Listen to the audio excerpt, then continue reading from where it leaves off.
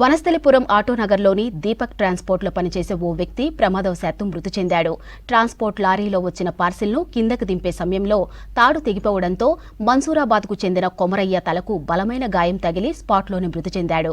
దీంతో తమకు న్యాయం చేయాలంటూ మృతదేహాన్ని ట్రాన్స్పోర్ట్ గోదాం దగ్గర ఉంచి ఆందోళనకు దిగారు కుటుంబ సభ్యులు.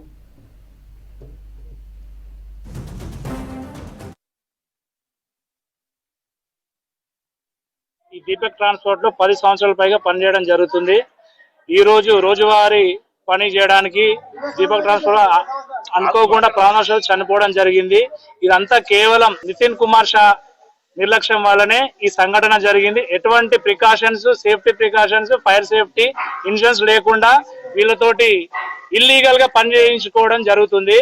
కావున ఈ బాధిత కుటుంబానికి న్యాయం జరిగేంత వరకు మేము ఇక్కడి నుంచి కదిలేదు.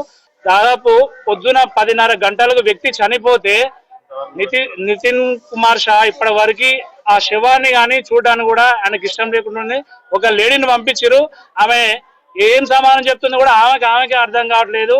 కావున బాధిత కుటుంబాన్ని న్యాయం జరిగేంత వరకు మేము ఇక్కడనే కూర్చుంటాం, న్యాయ పోరాటం చేస్తాం, శాంతియుతంగా పోరాటం చేస్తాం. దాదాపు 10 సంవత్సరాల పైగా పుట్టకుమరి అనే వ్యక్తి దీపక్ ట్రాన్స్పోర్ట్ లో చేయడం జరుగుతుంది. ఇన్సూరెన్స్ లేదు, అసలు మొత్తం ఇల్లీగల్ గా ఈ దీపక్ ట్రాన్స్పోర్ట్ నడిపేయడం జరుగుతుంది. ఈ యాజమాన్యం కుమరి అనే వ్యక్తి చనిపోయి ఇప్పటికి 5 గంటలు అవుతుంది. ఇంతవరకు ఈ యజమాని ఓనరు నితీష్ కుమార్ షా ఇంతవరకు ఈ చూడనిక రాడాలి, ఇక్కడ చనిపోయిన వ్యక్తిని చూడనిక రావట్లేదు. ఇక్కడ ఎటువంటి న్యాయం కూడా జరగట్లేదు బాధిత కుటుంబానికి. కాబట్టి ఇక్కడ పెద్ద ఎత్తున ఇక్కడ ఉన్న కార్మికులు ఆందోళన చేయడం జరుగుతుంది. ఈ నిరసన తెలపడం